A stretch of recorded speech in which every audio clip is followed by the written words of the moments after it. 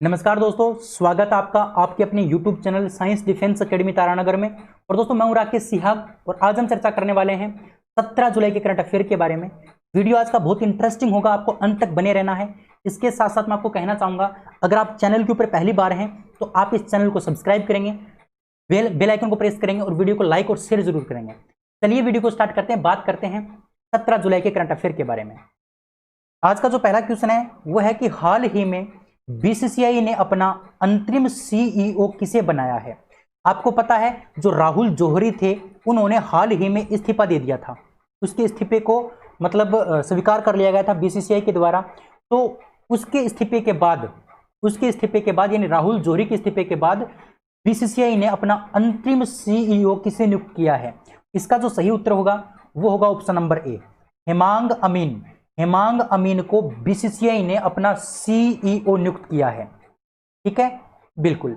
इस क्वेश्चन के बारे में चर्चा कर लेते हैं। देखिए, यह राहुल जौहरी का स्थान लेंगे जिन्होंने हाल ही में बीसीसीआई के मुख्य कार्यकारी अधिकारी यानी सीईओ के पद से क्या दे दिया था, इस्तीफा दे दिया था।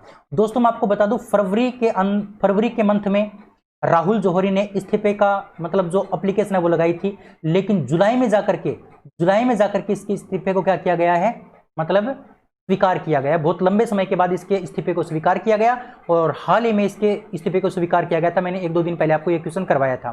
तो राहुल जौहरी का स्थान कौन लेंगे, हेमांग अमीन लेंगे। तो हेमांग अमीन क्या है, अब बीसीसीआई के नए सीईओ बन गए हैं। यहां पर बात बीसीसीआई की आई है तो बीसीसीआई की फुल फॉर्म है board of control for cricket in India. Board of control for cricket in India, ठीक है, भारतीय क्रिकेट नियंत्रण बोर्ड। भारतीय क्रिकेट नियंत्रण बोर्ड इसकी फुल फॉर्म है हिंदी के अंदर। इसकी स्थापना 1928 में की गई थी और इसका मुख्यालय है मुंबई के अंदर वानखेड़े स्टेडियम। मुंबई का जो वानखेड़े स्टेडियम है वही क्या है, इसे बीसीसीआई का मुख्यालय है। वर्तमान में अध्यक्ष कौन है, सौरव गांगुली। और इसके सीईओ का क्या नाम है, हेमांग अमीन। और उपाध्यक्ष का क्या नाम है, महिम वर्मा। महिम वर्मा इसके क्या है, उपाध्यक्ष हैं। तो ये भी आप अच्छे से ध्यान रखोगे। उम्मीद कर सकता हूं आपको बहुत अच्छे से क्वेश्चन समझ में आया होगा। आगे बढ़ते हैं, आगे चर्चा करते हैं। उससे पहले मैं आपको बता दूं, अगर आप चैनल पर पहली बार हैं तो आप इस चैनल को सब्सक्राइब करेंगे। अगर मेरे द्वारा किया गया प्रयास आपको पसंद आ रहा है तो आप वीडियो को लाइक करेंगे और शेयर करेंगे। अगला क्वेश्चन है कि हाल ही भारतीय रेलवे ने पहली बार भारत से किस देश को सूखी मिर्च का परिवहन किया है। यानी भारतीय रेलवे ने पहली बार भारत से किस देश को सूखी मिर्च का परिवहन किया है। तो मैं आपको बता दूं, सूखी मिर्च पहली बार कहां पर भेजी गई है भारत के द्वारा, भारतीय रेलवे के द्वारा, तो बांग्लादेश में भेजी गई है। कहां पर भेजी गई है, बांग्लादेश में। ऑप्शन नंबर बी आपका बिल्कुल करेक्ट हो जाएगा। तो बांग्लादेश के अंदर भारतीय रेलवे ने पहली बार भारत से सूखी मिर्च का परिवहन किया है। ठीक है, चलिए आगे बढ़ते हैं। तो मैं आपको बता दूं, आंध्र प्रदेश का जो गुंटूर जिला है, उस गुंटूर जिले से यह सूखी मिर्च भेजी गई है। तो ये आपको ध्यान रखना है, किस राज्य से भेजी गई, आंध्र प्रदेश से। तो आंध्र प्रदेश का कौन सा जिला था, गुंटूर जिला था, वहीं से ये सूखी मिर्च है वो बांग्लादेश भेजी गई है। अच्छा, यहाँ पर बांग्लादेश की बात करते हैं तो राजधानी का नाम है ढाका, मुद्रा का नाम है टक्का और प्रधानमंत्री का नाम है शेख हसीना। ठीक है, राष्ट्रपति का नाम है अब्दुल हामिद। अब्दुल हामिद क्या है, इसके राष्ट्रपति हैं। अच्छा, गंगा नदी को बांग्लादेश के अंदर किस नाम से जाना जाता है, पद्मा के नाम से जाना जाता है। किस नाम से जाना जाता है, पद्मा के नाम से जाना जाता है। यह भी आप अच्छे से ध्यान रखोगे। ठीक है, बिल्कुल। बांग्लादेश भारत के साथ सबसे लंबी सीमा बनाता है। तो यह भी आपको अच्छे से ध्यान रखना है कि जो बांग्लादेश है वो भारत के साथ सबसे लंबी सीमा बनाता है। इंपॉर्टेंट बात है, ध्यान रखोगे अच्छे से। भारत बांग्लादेश के साथ सबसे लंबी सीमा बनाता है और इसकी लंबाई कितनी है, 4096 किलोमीटर। 4096 किलोमीटर। ये सारी बातें आपको बांग्लादेश के बारे में ध्यान रखनी थी। उम्मीद करता हूं आपको समझ में आया होगा क्वेश्चन। आगे बढ़ते हैं। अगला क्वेश्चन है कि हाल ही में किस आईआईटी ने यूवी सैनिटाइजिंग डिवाइस, जिसको हम शुद्ध के नाम से जानते हैं, तो यूवी सैनिटाइजिंग डिवाइस शुद्ध को विकसित किसने किया है, हाल ही में किस आईआईटी ने किया है। तो मैं आपको बता दूं, इसका जो करेक्ट आंसर होगा वो होगा option number A, IIT Kanpur ने यूवी सैनिटाइजिंग डिवाइस, जिसका नाम शुद्ध रखा गया है, उसको क्या किया है, विकसित किया है। ठीक है, इस क्वेश्चन के बारे में डिस्कशन करते हैं। देखिए, आईआईटी कानपुर ने स्मार्टफोन ऑपरेटेड डी अल्ट्रावायलेट कीटाणु शोधन हेल्पर, जिसको हम शुद्ध के नाम से जानते हैं, एक अल्ट्रावायलेट यानी यूवी सैनिटाइजिंग डिवाइस विकसित किया है। और इस डिवाइस में 15 वाट की 6 यूवी लाइट्स लगी हुई हैं। 15 वाट की कितनी लाइट्स लगी हुई हैं? 6 यूवी लाइट्स लगी हुई हैं, और जिन्हें दूर से ही व्यक्तिगत रूप से क्या किया जा सकता है? मॉनिटर किया जा सकता है। इंपॉर्टेंट बात है, IIT कानपुर ने स्मार्टफोन के द्वारा ऑपरेट होने वाला अल्ट्रा वायोलेट कीटाणु शोधन हेल्पर, यानी कहने का मतलब शुद्ध नाम का एक अल्ट्रा वायोलेट यानी यूवी सैनिटाइजिंग डिवाइस विकसित किया है, जिसके अंदर 15 वाट की 6 यूवी लाइट्स लगी हुई हैं, और जिनको हम व्यक्तिगत रूप से क्या कर सकते हैं? दूर से उसको मॉनिटर कर सकते हैं। ठीक है, उम्मीद कर सकता हूं ये क्वेश्चन आपको बहुत अच्छे से समझ में आया होगा। आगे बढ़ते हैं नेक्स्ट क्वेश्चन की ओर। अगला क्वेश्चन है कि हाल ही में किस देश के प्रधानमंत्री ने हांगकांग के साथ प्रत्यर्पण संधि खत्म करने की घोषणा की है? अच्छा, उस देश का नाम आपको बताना है जिस देश के प्रधानमंत्री ने हांगकांग के साथ जो प्रत्यर्पण संधि है उसको खत्म करने की घोषणा की है। तो मैं आपको बता दूं, इसका जो करेक्ट आंसर रहेगा वो रहेगा ऑप्शन नंबर बी। ऑस्ट्रेलिया के प्रधानमंत्री जो हैं उन्होंने हांगकांग के साथ जो प्रत्यर्पण जो संधि है उसको खत्म करने की क्या की है? घोषणा की है। अच्छा, क्यों खत्म करने की घोषणा की है, इसके बारे में हम डिस्कस करते हैं। तो देखिए, हांगकांग में चीन के विवादास्पद राष्ट्रीय सुरक्षा कानून के विरोध में ऑस्ट्रेलिया ने यह कदम उठाया है। यानी हांगकांग का जो है वो चीन के साथ विवाद चल रहा है, और हांगकांग के अंदर जो चीन का मतलब सामना करने के लिए या फिर चीन का विरोध करने के लिए एक राष्ट्रीय कानून है उसका विरोध हो रहा है, तो उसको देखते हुए ऑस्ट्रेलिया ने यह कदम उठाया है और प्रत्यर्पण संधि को खत्म करने की क्या की है? घोषणा की है प्रधानमंत्री, ऑस्ट्रेलिया के प्रधानमंत्री ने। ठीक है, अब बात करते हैं ऑस्ट्रेलिया की। तो ऑस्ट्रेलिया की राजधानी का नाम है कैनबरा, मुद्रा का नाम है डॉलर, और प्रधानमंत्री का नाम है स्टोक मॉरिसन। क्या नाम है? Stoke Morrison. तो उम्मीद कर सकता हूं ये क्वेश्चन आपको बहुत अच्छे से समझ में आया होगा। तो ऑस्ट्रेलिया के प्रधानमंत्री स्टोक मॉरिसन ने हांगकांग के साथ जो प्रत्यर्पण संधि थी उसको खत्म करने की घोषणा की है। क्यों की है? क्योंकि हांगकांग का जो विवाद है वो किसके साथ चल रहा है? चीन के साथ चल रहा है। इसीलिए राष्ट्रीय सुरक्षा कानून के विरोध को देखते हुए ऑस्ट्रेलिया ने यह क्या उठाया? कदम उठाया। ठीक है, चलिए आगे बढ़ते हैं। अगला क्वेश्चन है कि हाल ही में किस वर्ष तक भारतीय रेलवे 100% स्वच्छ ऊर्जा पर चलने वाला विश्व का पहला ग्रीन रेलवे होगा? बहुत इंपॉर्टेंट क्वेश्चन है, ये क्वेश्चन मैं आपको पहले भी करवा चुका हूं। तो क्वेश्चन आपको पूछा है कि हाल ही में किस वर्ष तक भारतीय रेलवे 100% स्वच्छ ऊर्जा पर चलने वाला विश्व का पहला ग्रीन रेलवे होगा? तो मैं आपको बता दूं, इसका जो सही आंसर होगा वो होगा ऑप्शन नंबर बी, 2030 तक। 2030 तक भारतीय रेलवे 100% स्वच्छ ऊर्जा पर चलने वाला विश्व का पहला ग्रीन रेलवे होगा। ठीक है, ये आप ध्यान रखोगे। उम्मीद करते हैं बात आपको समझ में आई होगी।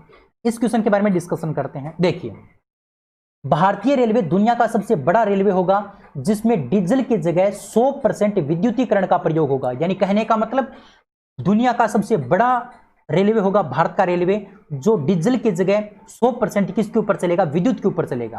ठीक है, यानी वो कार्बन को दूर कर देगा, जो कार्बन उत्सर्जित होता है उसको दूर कर देगा, और बिल्कुल क्या हो जाएगा? हरित हो जाएगा, ग्रीन रेलवे हो जाएगा भारत का रेलवे। ये दुनिया का सबसे बड़ा पहला रेलवे होगा जो ग्रीन होगा, यानी उसमें 100% विद्युतीकरण का प्रयोग होगा। ठीक है, यहां पर बात भारतीय रेलवे की आती है, तो भारतीय रेलवे के बारे में आपको ध्यान रखना है कि इसकी स्थापना 16 अप्रैल 1853 को की गई थी। 16 अप्रैल यानी 16 अप्रैल 1853, कहने का मतलब 1853 में की गई थी। इसका जो मुख्यालय है वो कहां पर है? नई दिल्ली के अंदर। ठीक है, रेलवे मंत्री का नाम है पीयूष गोयल, और मैं आपको बता दूं रेलवे बोर्ड के अध्यक्ष का क्या नाम है? विनोद कुमार यादव। विनोद कुमार यादव रेलवे बोर्ड के अध्यक्ष हैं। ठीक है, बात करते हैं आरपीएफएस महानिदेशक की। तो आरपीएसएफ के जो महानिदेशक उनका नाम है अरुण कुमार। क्या नाम है? अरुण कुमार। ठीक है ना, अरुण कुमार आरपीएफएस के क्या हैं? महानिदेशक हैं।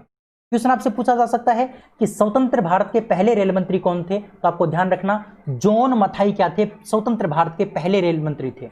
ये क्वेश्चन भी आपको इंपॉर्टेंट है, ध्यान रखना है। उम्मीद कर सकता हूं ये 5 नंबर क्वेश्चन आपको बहुत अच्छे से समझ में आया होगा। आगे बढ़ते हैं। अगला क्वेश्चन है कि हाल ही में अमेरिका ने किस देश की अंतरराष्ट्रीय एयरलाइंस को देश में चार्टर उड़ानों के संचालन पर प्रतिबंध लगा दिया है? यानी अमेरिका ने किस देश की अंतरराष्ट्रीय एयरलाइन को देश में चार्टर उड़ानों के संचालन पर प्रतिबंध लगाया है? तो दोस्तों मैं आपको बता दूं, अमेरिका ने पाकिस्तान की जो अंतरराष्ट्रीय एयरलाइन है उसके चार्टर्ड उड़ानों के संचालन पर क्या लगा दिया? प्रतिबंध लगा दिया। यानी ऑप्शन नंबर आपका बी क्या हो जाएगा? बिल्कुल करेक्ट हो जाएगा इस क्वेश्चन का। उम्मीद करता हूं ये क्वेश्चन आपको समझ में आया होगा। अमेरिका ने अंतरराष्ट्रीय एयरलाइंस, किस देश का अंतरराष्ट्रीय एयरलाइन? पाकिस्तान का जो अंतरराष्ट्रीय एयरलाइन है उसको देश में जो चार्टर्ड जो उड़ानें होती हैं उसके संचालन पर क्या लगा दिया है? प्रतिबंध लगा दिया है। यहां पर बात करते हैं पाकिस्तान और अमेरिका के बारे में।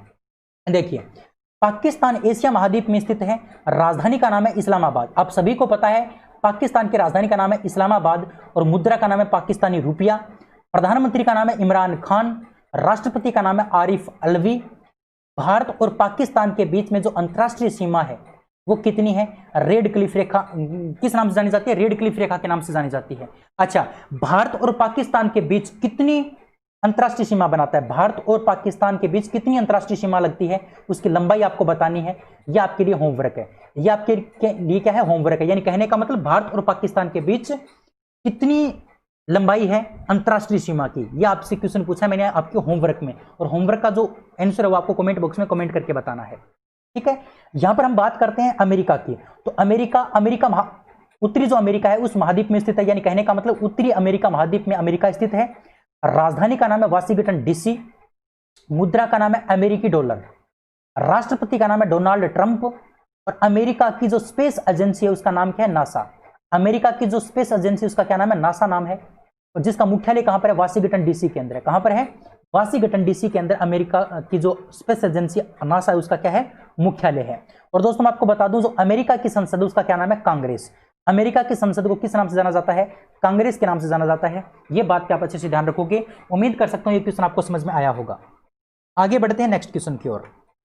अगला क्वेश्चन है कि हाल ही में किसे इंटरनेशनल एकेडमी ऑफ एस्ट्रोनॉटिक्स के वॉन कर्मन पुरस्कार के लिए चुना गया है? दोस्तों हाल ही में किसे इंटरनेशनल एकेडमी ऑफ एस्ट्रोनॉटिक्स का जो वॉन कर्मन पुरस्कार है उसके लिए चुना गया है? तो मैं आपको बता दूं इसका जो करेक्ट आंसर होगा वो होगा के सिवान।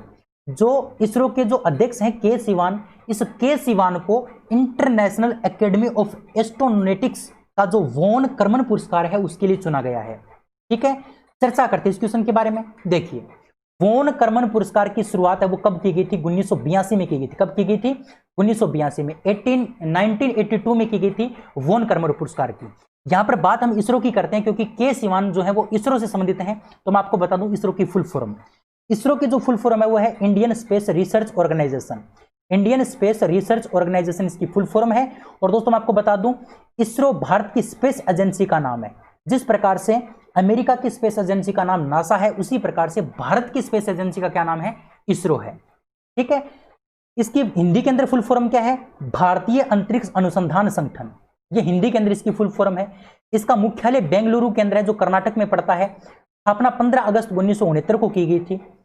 संस्थापक का नाम था विक्रम साराभाई। क्या नाम था? विक्रम साराभाई। और अध्यक्ष का क्या नाम है? के सिवान। ये आपको ध्यान रखनी है किसके बारे में? इसरो के बारे में जानकारी। यहां पर हम बात करते हैं इंटरनेशनल एकेडमी ऑफ एस्ट्रोनॉटिक्स के बारे में।